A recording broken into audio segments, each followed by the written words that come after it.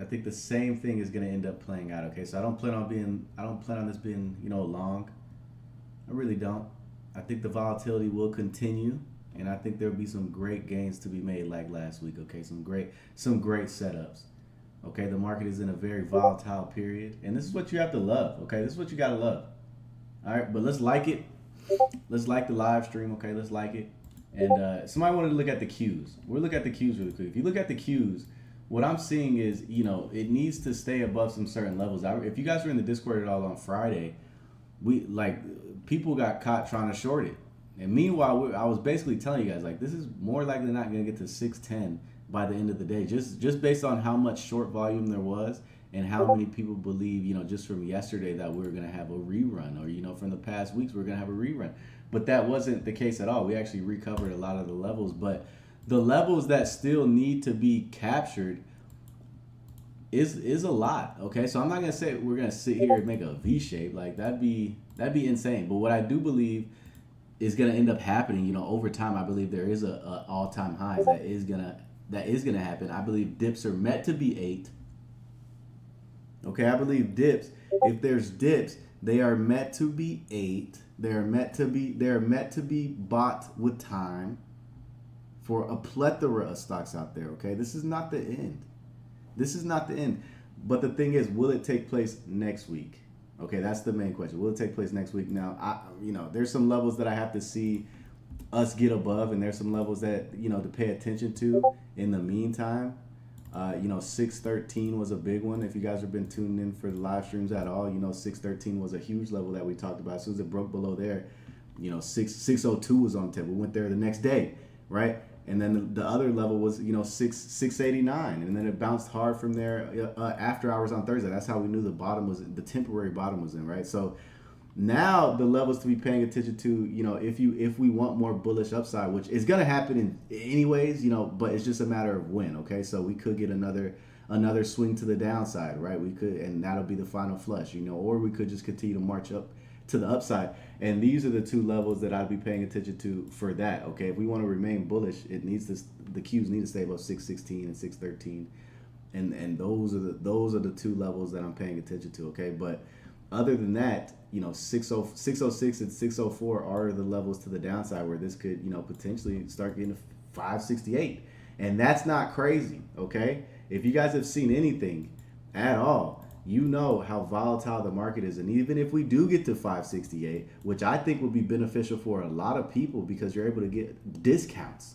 You're able to get a lot of discounts, okay? And you're able to, like, remember when tariffs was happening? Like, and then, so I think we could get, maybe a final dip for the year. I think a final dip to 568 would make a whole lot of sense to set us up for even more bullishness to the upside for the, because I think the Qs can get to 700. I believe it can get to 680. Let's just see 680 first, but 700 eventually. And for that to happen, you need people getting in the puts. You need people max bearish. Okay, so that's what my mind is looking at. Coming into this week. That's what my mind is looking at coming into this week. If we want to be bullish, we need to get above 613, 616, etc. But I think a move to the downside would be a bit better. Okay, if we want better opportunities for the future. Okay, if we want, I want some dips. I want some easy dips. I want the market to squeeze like it did on Friday, right? But anyways, keep that in mind as we're looking at some of these stocks. Okay. Anyways, put in the comments what stocks you guys want to look at. Yeah, some 567 calls for mid-year will go crazy. Yeah, exactly. Like, so I'm not opposed to a dip. I think a dip can happen, but in the bigger term, in the bigger picture, I do believe the markets are going to end up making new all-time highs after the fact. Anyways, put in the comments what stocks you guys want to look at. BTC. What do you think about Qs? This is the Qs right here. We literally just looked at the Qs. Bitcoin, Amazon. Let's look at Amazon. The first thing we got to know about Amazon is that this is massively, not massively undervalued. It's trading at like a 26 PE, which is pretty good. But this also came down to the tariff low, okay, from the swing high. So this came directly into the buying area at 200 or 199 and bounced up $10. Okay, so as long as we could stay in this buying area, which is 199, this to me I believe is a buy. Now I'm not talking about you getting roach contracts, okay? I'm not talking about you coming in here and getting some, some next week calls for this, okay? It could easily play around at this level, and go up and go down a little bit. It could play around at this level, but this is an amazing level because you have the April tariff low to the high right here. And I've seen these structures where you see this leg and then leg right here, and then it goes down right here. I don't know what this structure is called, but it's usually a very bullish structure. I wish I could pull up some stocks, but if you've been following live stream for a long time, like we've seen this structure play out a whole lot. And this is the buying area for it anyways. Now, of course, you really wanted to get into it Friday, but I still think Amazon has a lot of legs to go to the upside. Okay, I really do. I think this could continue to even get to maybe 300. Okay, they have a lot of good stuff happening for it. Okay, and the earnings was a fluke. It was a fluke. You even had some hidden weekly divergence. Okay, so I'm paying attention to the bigger picture, which is this weekly chart that we see, and obviously we just talked about the Qs, going down a little bit potentially if it can't get above 616. But in the bigger picture, I believe Amazon is going to continue to march to the upside, and this dip that we saw for the earnings was a blessing. It was a blessing for people on Friday. You could have got in on Friday and it went crazy, right? It made a $10 move on Friday. So I think Amazon's bullish, bigger picture. Now what's going to happen next week? We got to see what the Q is going to do. We got to see how the market reacts, etc. Okay, but in the bigger picture, I do like it. Wami, my boy. Hey, what do you think of polyrisen? I have no idea what polyrisen is, okay? But I don't plan on holding you guys up for too long tonight. We're gonna look at a few setups. Okay, now I think a lot of the stronger setups.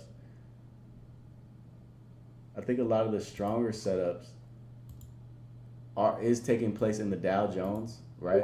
The Dow Jones, like Nike stock, Home Depot, energy. I think a lot of money is rotating into sectors right now that aren't tech.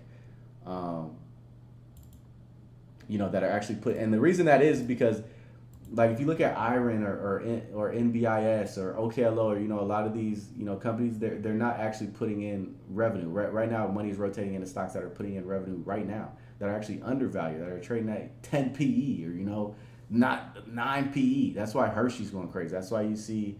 And we talked about this last week. Hershey's going crazy. A lot of these energy stocks are going crazy. But anyways, if you look at SE, I'm not a fan. Although this is a retail stock, and I do like retail stocks right now. Emerging markets as well. I like emerging market stocks, and I like retail stocks right now. I think these can actually get massively bid. But for SE, this obviously needs to start going back above 110. Right? If it can't get back above 110, which is this leg that you see right here, from here to up here, it could easily start reaching down to maybe 96, right? And 96, which is the tariff low, really. So this is actually the buying area. Okay, this is actually a buying area for SE. So honestly, if I'm looking at it. If I'm looking at this, to me, this is just great. This is like, if you were to get in, this is just good risk to reward. Okay, meaning like you're getting it in a very good buying area, which is tariff lows, and it being in the buying area from all the fibs. So I would say this is just great risk to reward, especially because this is it's in an uptrend. Like it's still in an uptrend. Okay, but that's really all that I have for SE. Like this thing is a falling knife. Let's just get it is a falling knife. You honestly want this above some closes above 111. Okay, but and it does need some levels to go. Like you need a lot you need a lot to be happening for this to go up. Okay, so I do like it, considering the risk to reward is there, considering that retail stocks look like they're gonna end up getting bid and continue getting big, considering that emerging markets, which this isn't an American stock, it is I think Singapore or something like that. Considering all those both factors, I like it for those, and it does have weekly hidden divergence, and and it's in a great buying area. Risk to reward is incredible. Okay. Markets will go lower till we go back to all-time highs. What? Markets will go lower more till we go back to all-time highs. What? I read that twice and I have no idea. Love, lot of Divi King setup. Yeah, exactly. That's what I mean. Dividends. Yo, check out Pete. All right. Target looking good. Let me look at Target. Yeah, here early today, man. They got the Super Bowl, and I know a lot of people are trying to enjoy their Super Bowl Sunday, etc. And I don't blame them. So I wanted to go live early today, get some things out the way, right? Check out the market for a few minutes, and we'll get out of here early. But I really like Target, and we've been paying attention to Target for a long time now. Okay, in the Discord, we literally called out an equity buy at like 104. I think this is just a good equity buy in general. Okay, now of course there's some leaps that you could potentially play, but I think Target and retail stocks, like I said, are really set out to go crazy, and that's why I think Target, Starbucks. Those are just at the beginning of the year. I literally said those are like if you want to outperform the majority of the people right now, you just buy some Target or Starbucks equity and you just wait. Okay, because money looks like it's shifting into there. That's why Nike was the setup of the week in the newsletter. So if you look at Target, it is now heading to a level where 121 is the next target. It's already broken above 109. Strong break above this week. The next target is to 121, and that'll actually break it out from this downtrend, and then it's really off to the races. So I would be looking at 121 for this. For it to go to 120, it looks like it's going to go there here very soon. Okay, I don't think this stock can go down any longer. I think a lot more people are now hip to it, and when this starts going, it really starts going. You see right here, you see right here. So I think the bottom is in for Target, and I think it's ready to break out from this downtrend that you see right here. Okay, so next target is to 121. Then you have 140, 189, and think about it. Think about this really quick. This is a $52 billion market cap stock. Okay, and when you think of major retail stores, like stores that sell groceries, now of course you have like the Hy-Vees and the Price Choppers, smaller stores. But when you think of the big two, it's really Target and Walmart, right? Am I wrong? Like, is there another one? No, it's really Target and Walmart. I really like this one. I think it's great. Let's look at Riot. And that's just a longer term setup, okay? I wouldn't be playing like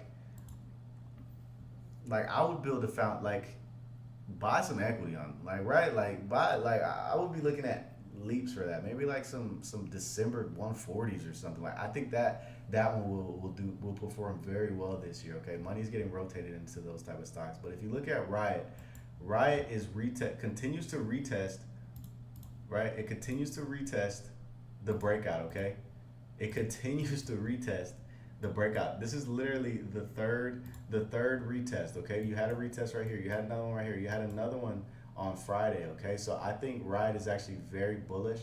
It's just taking its sweet time right here. Okay, we needed above 1470, and then and then it obviously needs to get back above 1831. I said it's no stopping above here. Okay, it couldn't get above there. It kept rejecting, and then you had what you had, for the past 2 weeks or so. But as soon as this could get back above 1471, you need 1830, and then 26 is right here. Okay, I really like Riot. I think Riot's a really good one. I think money's gonna end up getting rotated into Bitcoin and the crypto world heavily. A lot of people don't think so. A lot of people think crypto's done, but I think maybe one more little flush or something like that, maybe to 57K, maybe 58K. But I think what's coming is gonna be absolutely incredible. Okay, and I think this dump is just even better. Like it just gives better positions, right? You get better positions. You get more volatility. You get an easier market. You get leverage people out, right? You get the people that Anyways, man, put the comments stocks in there. Upstart.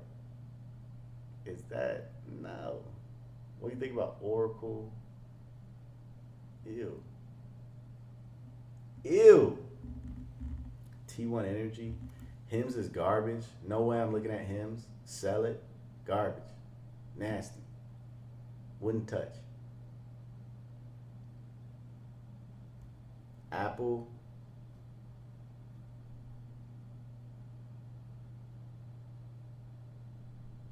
Let's look at Tesla. Coin. SoFi.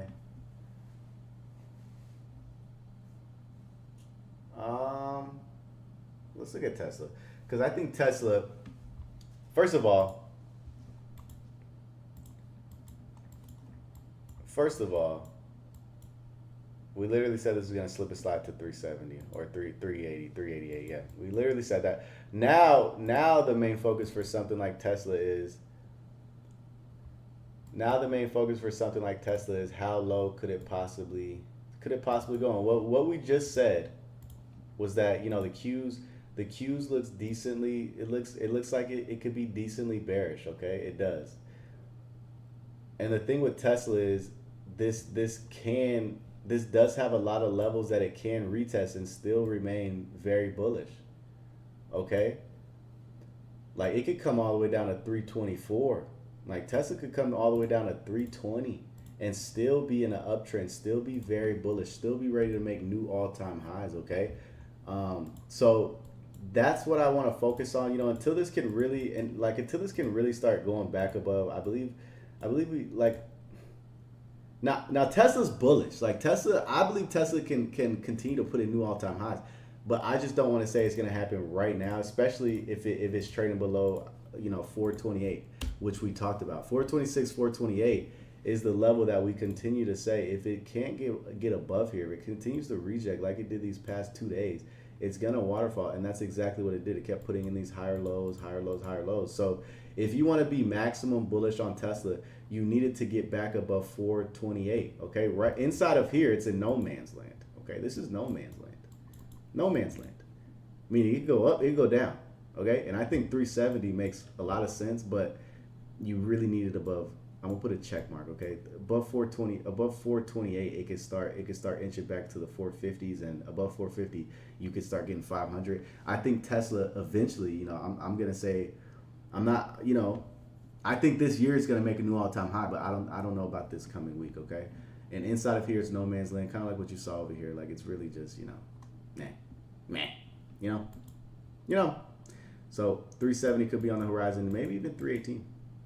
All right. If it can't get above 428 and it stays in no man's land with no bidders, nobody wanting to get it. I am seeing some hidden daily divergence, but we'll see. We'll see. We'll see. IWM.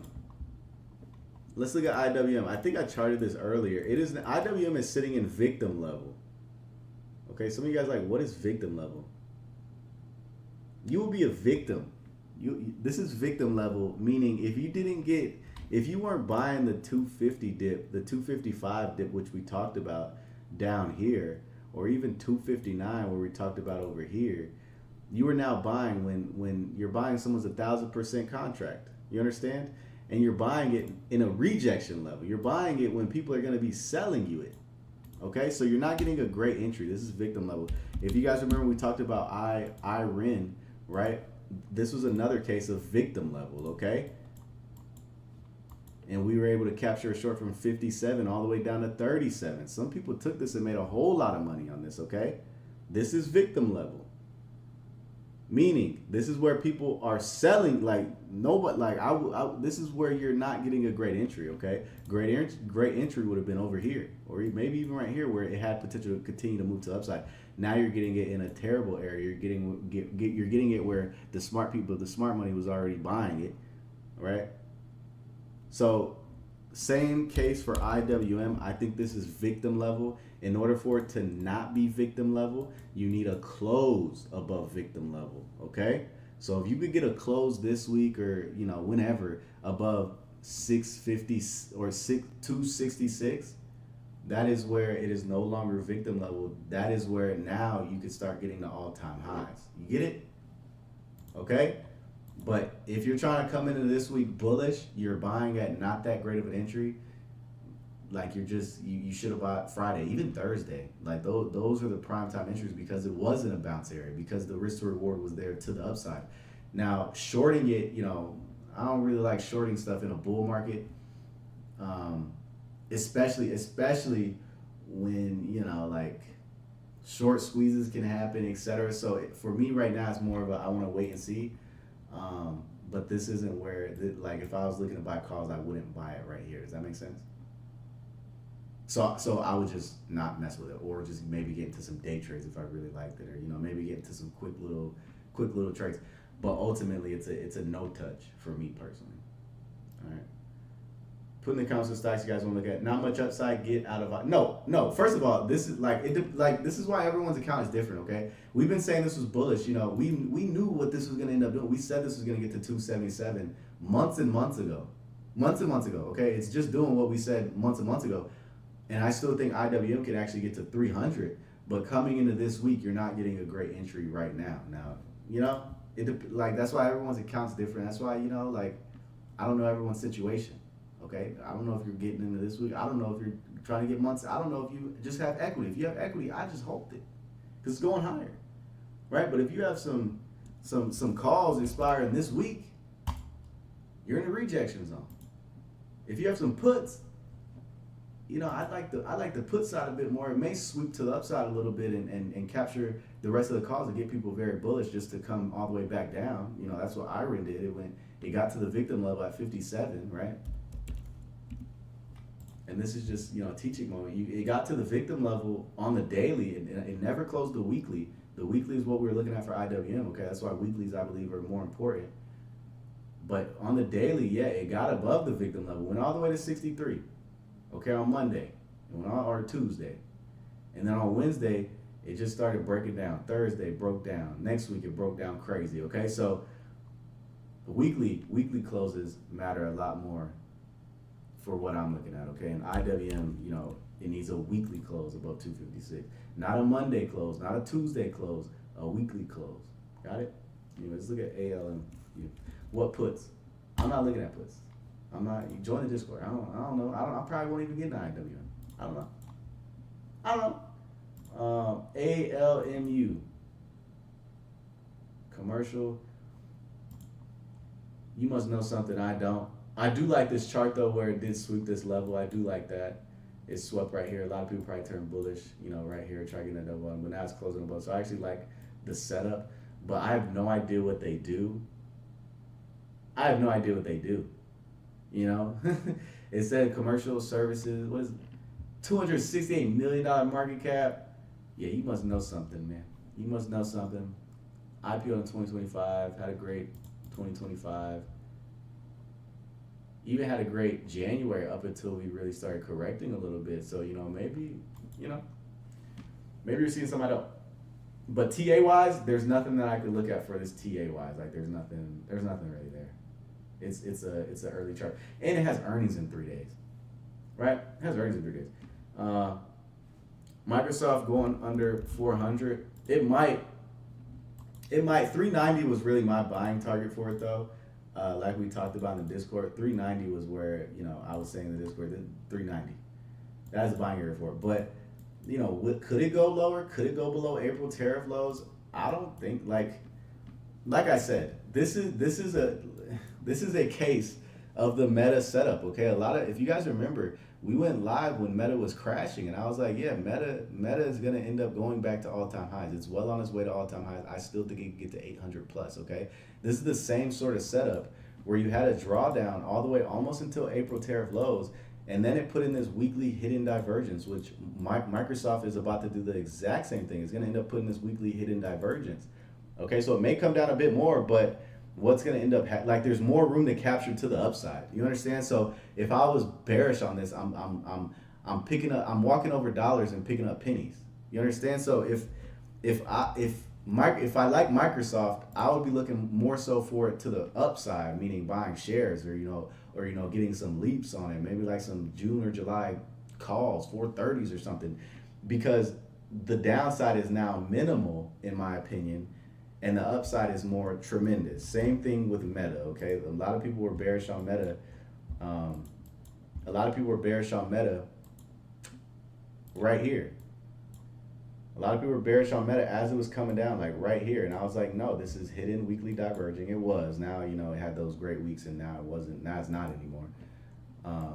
It had its great week after that, and then it swiftly reversed up quickly, and then you have this type of move, and then people turn bearish on it again right here, and then no, like Meta to me has now already done its final its final corrective period to where now it's ready to just start going up. It's ready to go back to all-time highs. Okay. Um, so yeah, same thing I believe is happening for Microsoft. I mean, almost the exact same setup. These were April tariff lows, and then almost went there, putting a weekly hidden divergence. Same thing I believe is going to end up happening with Microsoft. It actually was putting in a hidden weekly divergence, and then this week or last week, kind of it got it got kind of bought up.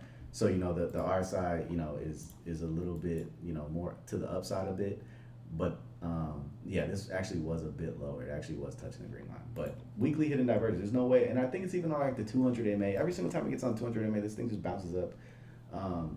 So I think the upside. I think the upside on calls is greater than the downside. Zeta. What about BM&R? Put in the comments what stocks you guys want to look at, man. Let's look at Zeta. Yeah, this is now broken down from a level that it needed to stay above. Okay, so I don't like it. I don't like Zeta at all until it could get back above $20, or because I do have price targets on Zeta that I think are gonna hit. Okay, but it has earnings in 11 days.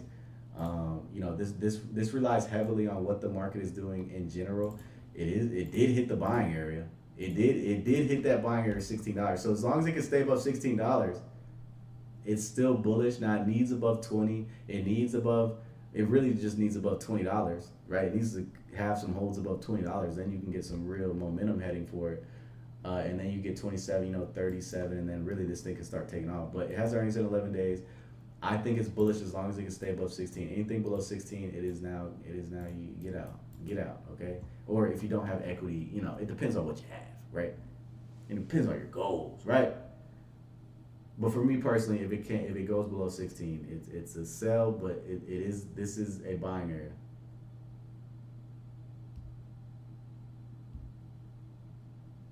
Space stocks need stay bullish until SpaceX.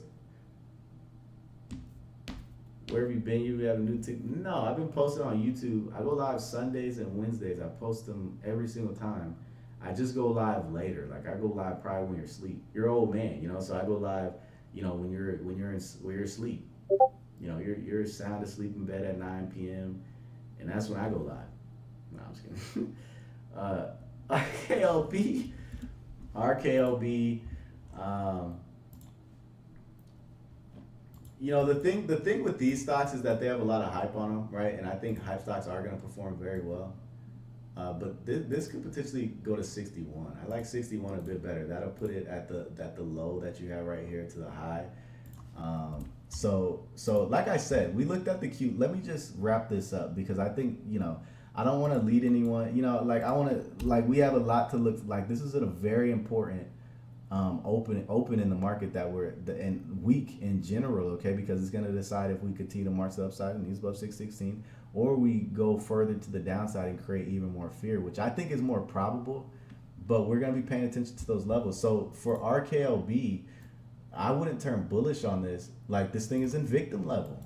It's in victim level. Like a lot of these stocks are in victim levels, meaning it's at a rejection level. It's at a level to where, I'm not really paying attention to it that much right here, especially if you didn't it gave a squeeze 62 to all the way to 74. Okay, so now you're getting it in a victim level if you didn't get it Friday. You're getting it in a massive rejection level. But if it could get above that level, it is then going to, 82s and then now it's putting in a new type of trend and, etc. But, until then, this thing was putting in lower highs, and then you got that waterfall. And now, it can recover, maybe it does something, so there's some stuff to pay attention to this week. So, you stay nimble, stay patient, stay disciplined during this time. The real money was made on Friday. The real money was made all of last week, really. Now it's okay, what is the market really going to do this week? And that's what I think the most important thing to pay attention to. But, I will say RKLB literally did go into, it did go to 61, which is the perfect buying area. The perfect buying area. Okay? The perfect buying area. Meaning, from swing low all the way up to swing high. This is the massive leg. It came all the way down to where it needed to come down to for it to reset and come back into equilibrium, as you would say. As some people say, we literally just looked at Microsoft. Crypto just might spike up. I think crypto's amazing. I think crypto's going to do very good. You need these down draws. You need these down draws in order for the upside to be even more tremendous. You need them. That's exactly what happened at the beginning of last year, right? Where you had the April tariff lows, everybody was scared. And then for the rest of the year, it was all roses. It was all, you know, dandelions, man. It was great. Okay? But anyways, we're gonna call it wraps right there. You guys are incredible. Thank you for joining the live stream. We talked about a whole lot. This will be on YouTube as well. You know, good luck. Blessings to you coming into this week on Monday. Very important week. Enjoy the Super Bowl if you're watching. And I'll talk to you guys later, man.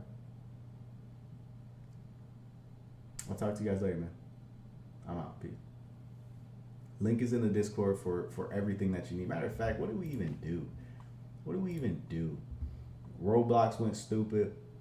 Took some SMCI calls. Those went for like 2,000% on Friday. We cooked up this week. We really did. Airbnb, over 80%. We did a lot of good things this week, okay? Next week, we're going to come in and God willing, do the same thing. All right. You sound like the smoker guy. Who is the smoker guy? Man, you guys have a great night, man. I'm out.